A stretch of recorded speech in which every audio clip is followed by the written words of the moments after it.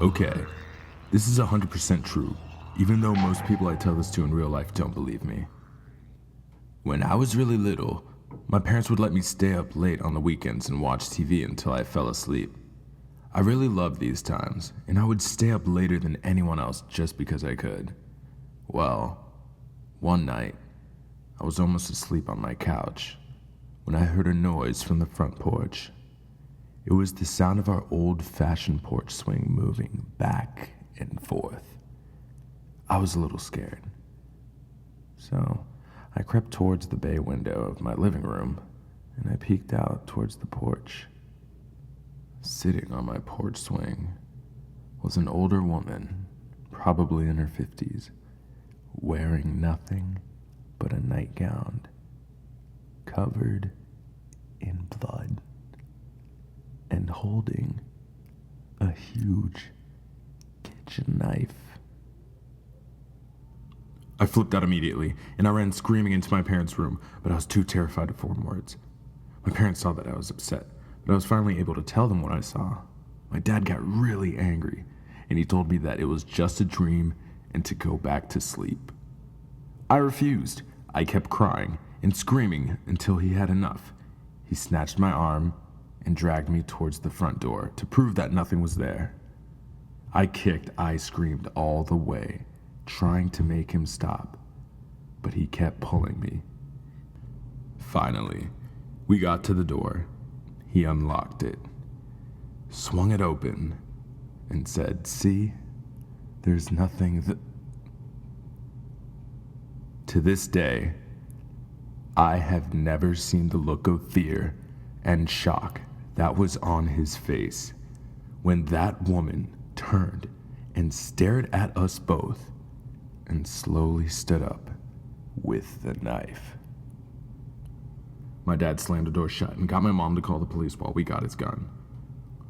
He went back to the door with a 12 gauge and cracked the door enough to stick the barrel out. He asked her what she was doing, and she said, "Somebody killed my husband, but it wasn't me." My dad told her that the police were coming, and she freaked out, grabbed the knife, and walked away. The police found her 15 minutes later trying to break into one of our neighbors' houses. I never slept in the living room again.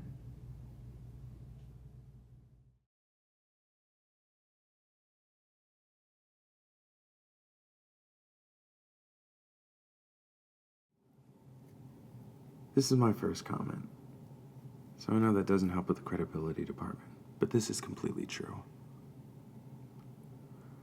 So my mom remarried about 2 years ago.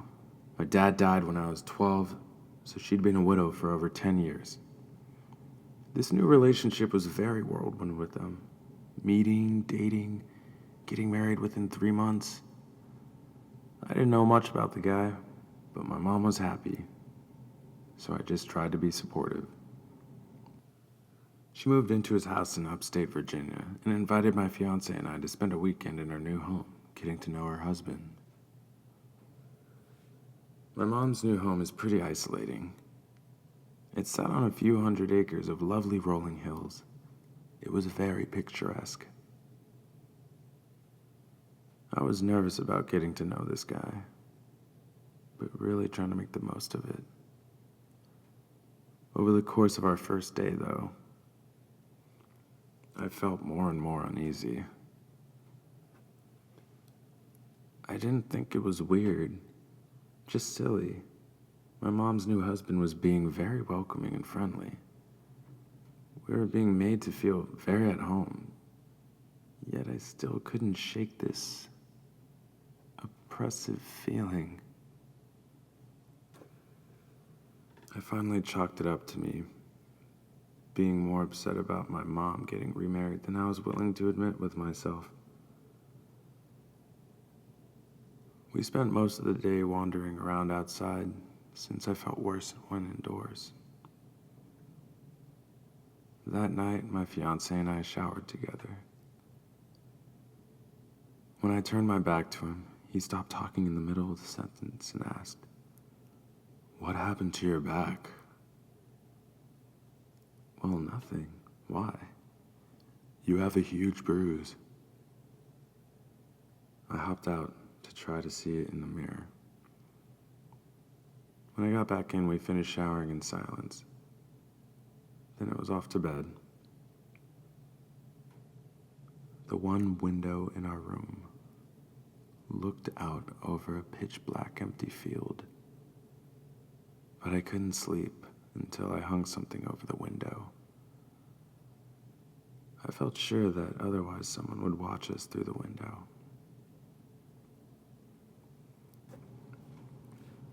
The next morning, I had a complete meltdown.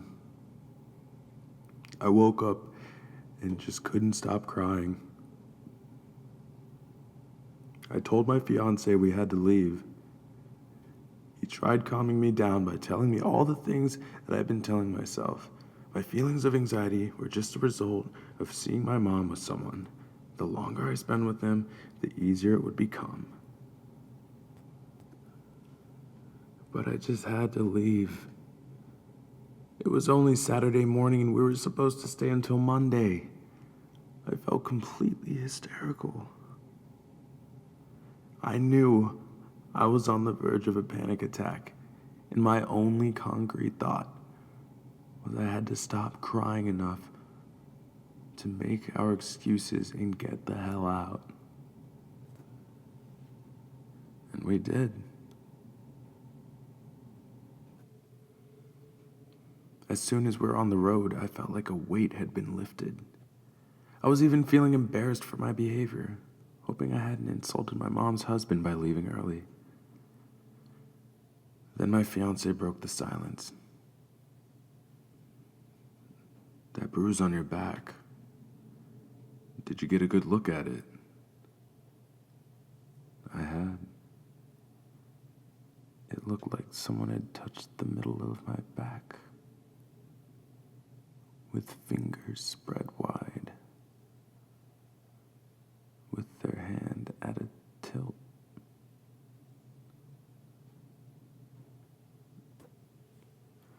I want to make it completely clear.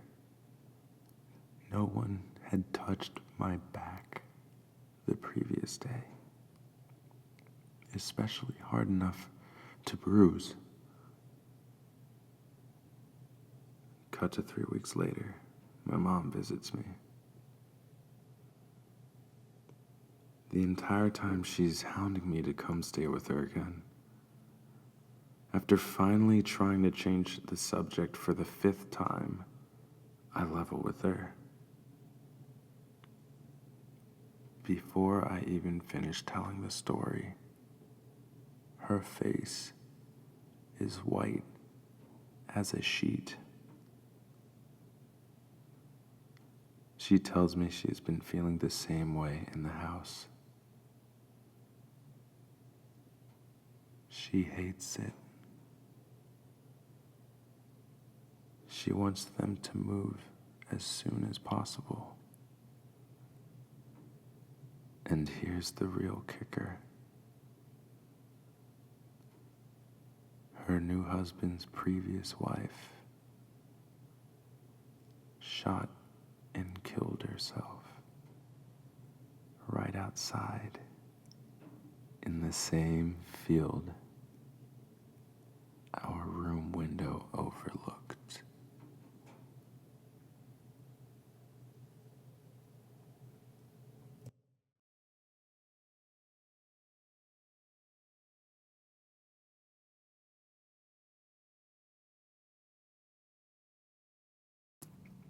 This is my second story regarding my adventures walking. This was late, around 9 p.m. or so. I was already heading home from a party store near my new house, and it was only a block away. I had a AAA building on the corner of my street that connects mine to the main road. So it begins, the creepy part that is, when I pass by the driveway to that building. That's when I saw him. He was parked in the front of the doors, with the car still running. He stops me and asks, "Where's the library?" When I said I wasn't sure, he began to become angry. He stepped closer and came to a light, and I saw that he was really tall and a big guy. He asked me again. My fight or flight started kicking in. First off, who looks for a library that late? And clearly the place you are at is not one. Then he had a phone in his hand, and I could see that the screen was on, so why not Google it? He kept getting closer and more angry, and was now shouting at me, demanding I come closer, and I lied and said it was in the opposite way as I ran off. And he legit stood there and watched me go down the road.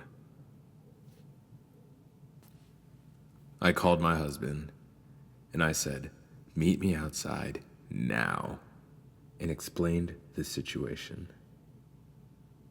I looked over, and the dude is now driving down my way instead of the way that I told him, and slows down by me. I'm freaking out. I'm so close to home, and I'm thinking this dude is about to grab me. Cars come down, and he takes off. The area where I was at had 0 lights and was pitch darkness. I will never walk again this late at night.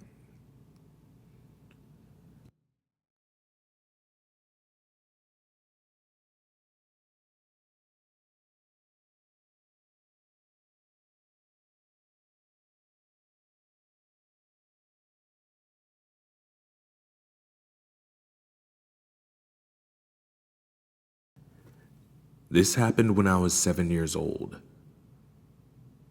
and it always sends chills down my spine when I think about it.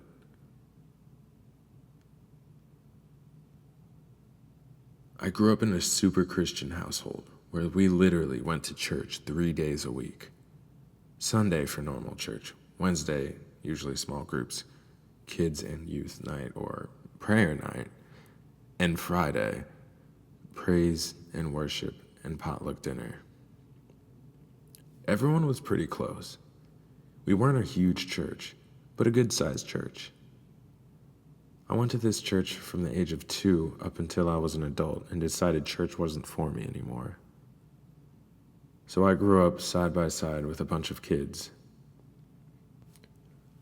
We had a "it takes a village to raise a child" kind of closeness. It was not unusual for parents to carpool kids to and from church if their parents couldn't make it. So anyway, this takes place on a Friday night. Everyone was done with praise and worship, so we went to the cafeteria, which was in the other building, completely detached from the main church. My parents had a little brother who had special needs, and he was done for the day. But I didn't want to go home just yet. I still wanted to hang out with my best friend, so I asked if I could get a ride home with Kelly's parents. They both agreed. It was okay, so I stayed. Once we were all done eating, the parents usually stay afterwards just talking for what felt like an eternity. So it wasn't unusual for kids to be playing outside during this time, whether it be freeze tag, hide and seek, or just hanging out outside. It started getting really dark, and the kids started leaving with their parents. I turned around, and I couldn't find Kelly. I figured she was inside with her parents or maybe looking for me. At this time, I decided to go inside and see where my parents were. Then, out of the corner of my eye, I see a car. I see a man waving and smiling at me. It looked just like Kelly's dad. He was a carpenter, and he would come over to my house many times to do work on the house. He was one of my dad's closest friends, so naturally I waved back, and I think, oh, he must be bringing the car around to pick us up. I start walking towards the car.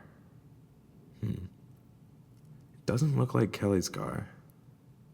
It doesn't raise any red flags because parents buy new cars all the time, right? This car doesn't look new though. Still, I continue to walk. I start to see this man's face more clearly as he opens the passenger door. Holy shit. You are not my dad's friend. I turned around and I ran as fast as I could.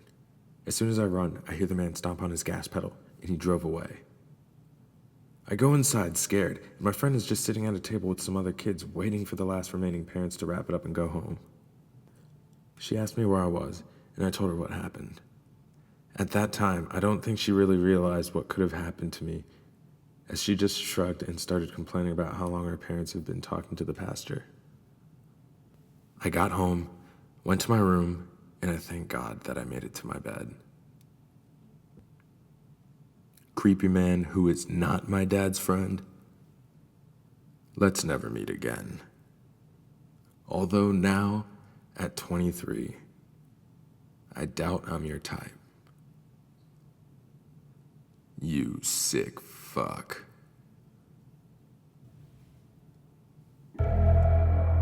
Thank you so much for watching my channel and listening to my narrations. I want to give a special thanks to the people who have created these stories. I'll be posting 2 videos every single week, so like and subscribe. This is Sinister Grave.